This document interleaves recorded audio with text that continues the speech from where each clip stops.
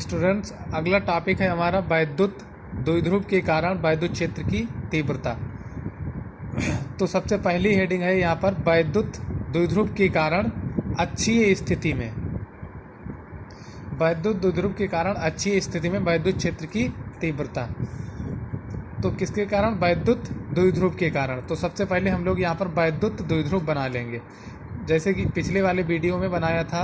यहाँ पर A बिंदु लिखा था और यहाँ पर B, यहाँ पर लिखा था -Q आवेश और यहाँ पर लिखा था +Q।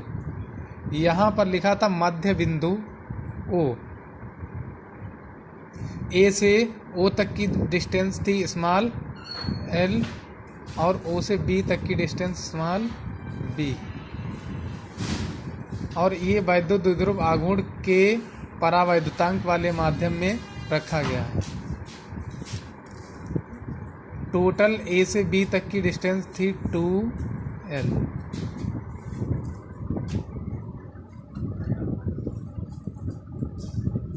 फिर इस मध्य बिंदु से स्मॉल r दूरी पर हम लोग एक बिंदु P मान लेते हैं। मध्य बिंदु से स्मॉल r दूरी पर एक बिंदु P मान लेते हैं।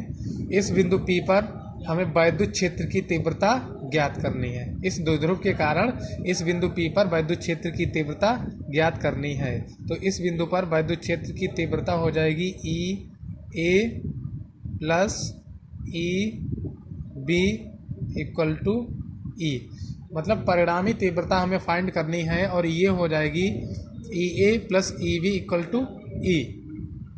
ये मैं अभी आपको समझा दूंगा कैसे आया। तो यहाँ पर A बिंदु है, तो A के कारण वैद्युत क्षेत्र की तीव्रता हो जाएगी EA। यहाँ पर बिंदु B है, तो इसके कारण तीव्रता हो जाएगी EB। ठीक है, तो इसकी दिशा, द्विध्रुव की जो दिशा होती है वो माइनस से प्लस की ओर होती है, तो इसकी दिशा इधर हो गई। EA की दिशा किधर है? EA की दिशा इस साइड में है और इसकी किधर है? प्लस से माइनस की ओर होती है, तो EB की दिशा हो गई इधर। दोनों की दिशाएं अपोजिट हैं। ठीक है, तो यहाँ पर इसलिए परिणामी तीव्रता आती है EA + EB = E। तो बिंदु P पर परिणामी तीव्रता हम लोगों को फाइंड करनी है। तो ये भी डिस्टेंस देख लेते हैं। इस मध्य बिंदु से स्मॉल r दूरी पर एक बिंदु P है, ठीक है, जिस पर परिणामी तीव्रता ज्ञात करनी है। अब B से P तक की डिस्टेंस कितनी होगी? तो B से P तक की डिस्टेंस होगी r - l मध्य बिंदु से। ठीक है, और टोटल डिस्टेंस कितनी होगी A से P तक की? तो देखिए A से O तक है L और O से P तक है R, तो टोटल डिस्टेंस R + L। अब यहाँ पर हम लोग थ्योरी लिखेंगे, इसका स्टेटमेंट लिखेंगे कि किसके कारण निकाल रहे थे? वैद्युत द्विध्रुव के कारण। तो सबसे पहले वैद्युत द्विध्रुव के बारे में ही थोड़ा लिख लेते हैं। तो लिखेंगे माना AB, यहाँ से देखिए AB क्या है? एक वैद्युत द्विध्रुव आघूर्ण है जो किससे मिलकर बना है? -Q और +Q आवेशों से मिलकर बना है, और इनके बीच की दूरी कितनी है? 2l है। तो इतना लिखेंगे पहले। माना AB एक वैद्युत द्विध्रुव आघूर्ण है जो -Q / +Q आवेशों से मिलकर बना है तथा इनके बीच की दूरी 2l है। ये के परावैद्युतांक वाले माध्यम में रखा गया है। फिर लिखेंगे द्विध्रुव के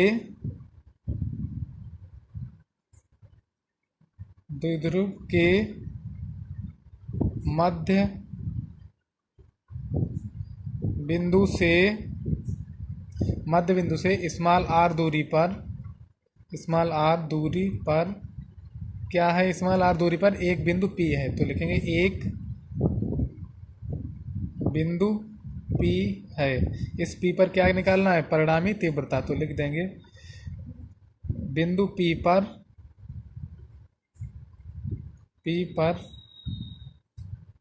परिणामी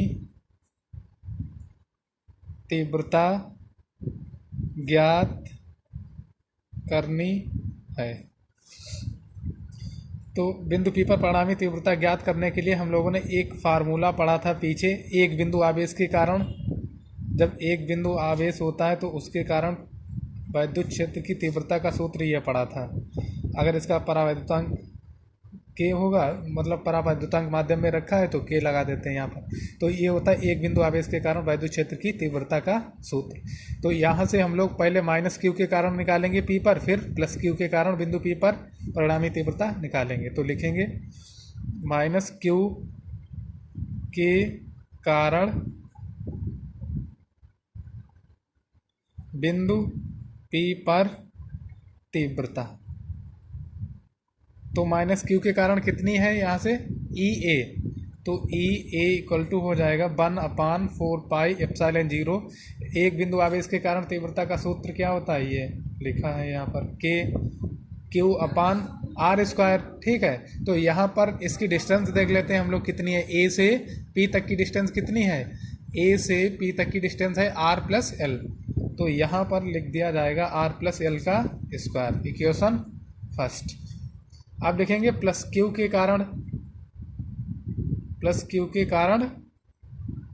P पर तीव्रता।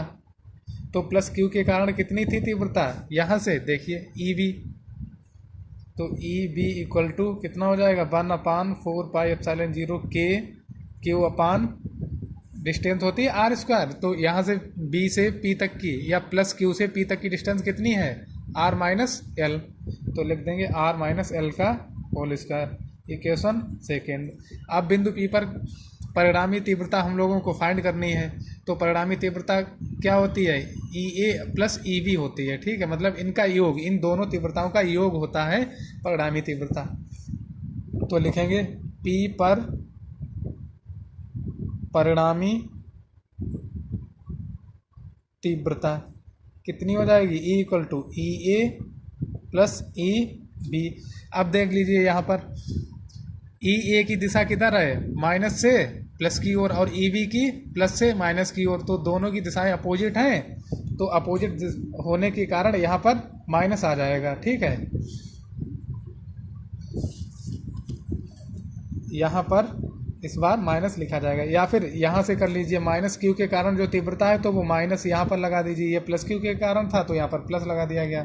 तो परिणामी तीव्रता का फार्मूला होता है E equal to EA + EB। इसमें EA और EB के मान रखेंगे, वैल्यू पुट करेंगे हम लोग। तो ये आ जाएगा E इक्वल टू EA की वैल्यू थी -1/4πε0 Q/r+l का स्क्वायर, प्लस EB की वैल्यू थी 1/4πε0 Q/r-l का होल स्क्वायर। अब इसे हम लोग सॉल्व करेंगे। E इक्वल टू, देखिए यहाँ पर कॉमन सबसे पहले देख लेते हैं क्या है। तो यहाँ से कॉमन है Q/4πε0 दोनों में कॉमन है, तो कॉमन निकाल लेते हैं पहले। Q/ε0 यहाँ क्या बचता है, 1/r-l का होल स्क्वायर और -1/r+l का होल स्क्वायर, ये बचा।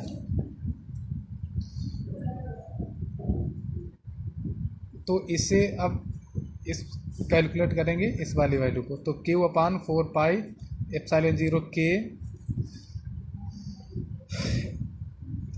इसकी क्रॉस मल्टीप्लाई करवा देंगे, r+l का होल स्क्वायर -r-l का होल स्क्वायर। नीचे इसका ये फार्मूला बन रहा है a - b और a + b का, क्या होता है a² - b²। तो r² - l² का whole square. E equal to q upon 4πε0 के, इसका होल स्क्वायर खोलेंगे क्या आएगा, r square plus l square plus 2RL, और इसका खोलेंगे माइनस वाले का तो आएगा r square plus l square और माइनस 2RL। इसका खोलेंगे तो r की पावर 4 और l की पावर 4। ये ब्रैकेट था यहाँ पर, तो इस माइनस वाले की मल्टीप्लाई जब अंदर करवाएंगे तो प्लस वाले सभी माइनस हो जाएंगे और माइनस वाला प्लस, तो ये माइनस और ये हुआ प्लस, तो ये प्लस और माइनस वाले कैंसिल। यहाँ लिखेंगे q अपान 4πε0 के, कितना बचा 2RL और 2RL, 4RL अपान r की पावर 4 और l की पावर 4। यहाँ पर लिखेंगे चूँकि r is very very greater than l। चित्र में देखेंगे एक बार, देखिए यहाँ से r की वैल्यू ज़्यादा है o से p तक और l o से b तक है, तो ज़्यादा कौन सी वैल्यू है r की, तो इसलिए यहाँ पर लिख दिया गया r is very very greater than l। r मतलब बहुत बड़ा है l से, तो r की पावर 4 तो और ज़्यादा बड़ा हो जाएगा और l छोटा होगा, ठीक है, तो इसलिए यहाँ पर हम लोग इसे नेगलेक्ट कर देंगे। r is very very greater than l,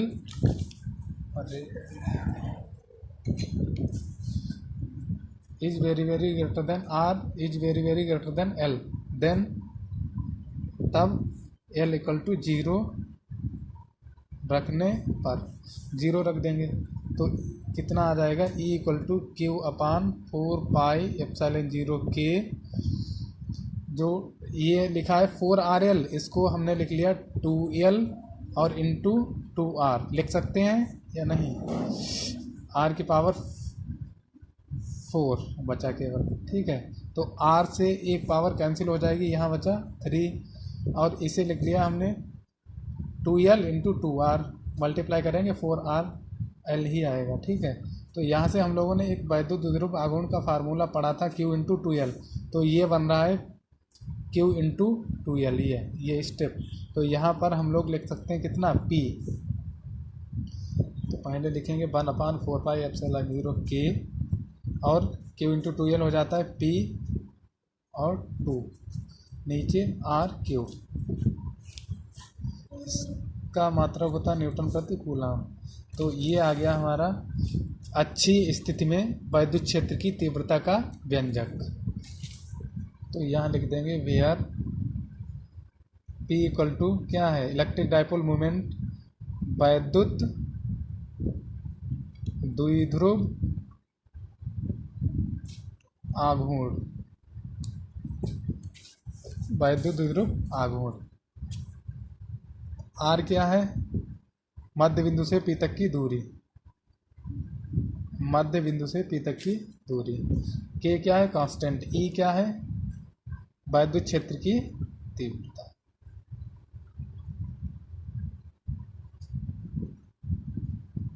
तीव्रता।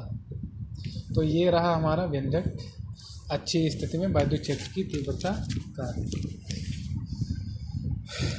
अब इसकी जो थ्योरी है वो मैं एक बार स्क्रीनशॉट लेके आपको सेंड कर दूंगा, ठीक है, आप लोग इसे देख लें। धन्यवाद।